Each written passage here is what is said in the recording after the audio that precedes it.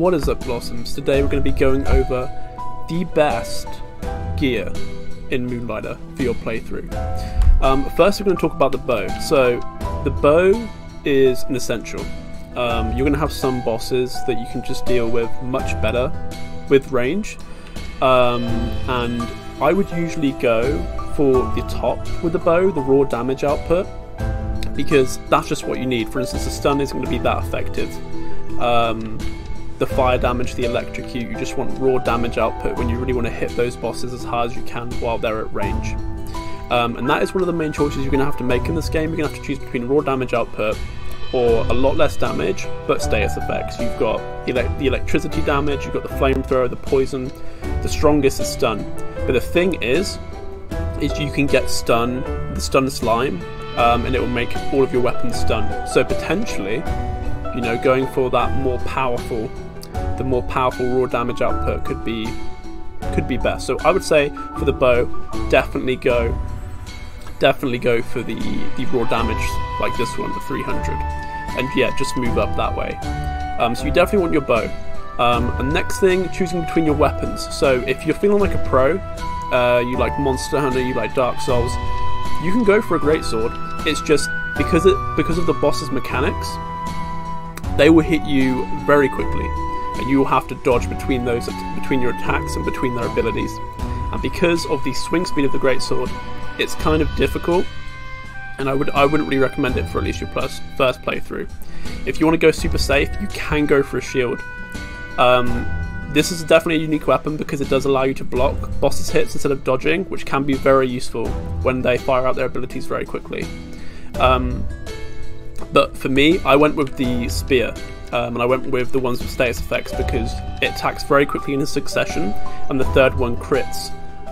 So when you have like the stun, it helps you combo, you have the poison, you got loads of stacks, you got the fire. So because it's so quick, I went for the status effects on the spear, and it does a lot of damage, as you can probably see in my playthrough.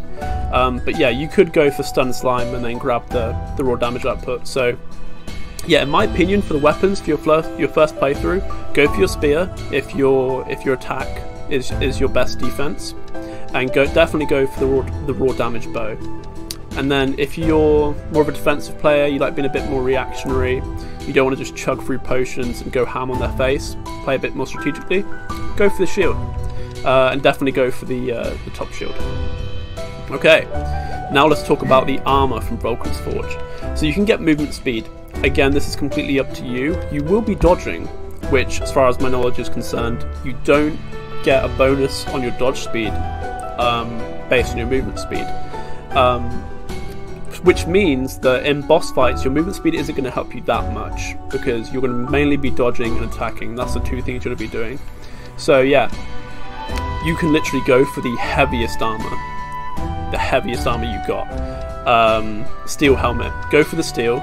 It will just give you a very strong playthrough. And as I said earlier, if you go for steel armor, you go for a shield, you're going to breeze through the game. If you want to make it a bit more challenging for yourself, go for the movement speed.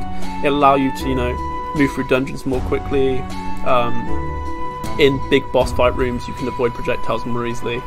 But yeah, so the strongest, to reiterate, the strongest setup to get through the game, regardless of, you know, difficulty, would definitely be the steel set with the steel helmet and the steel chestplate and the steel boots, with the King short sword build, going from the soldier to the knight to the commander to the King short sword, and a bow.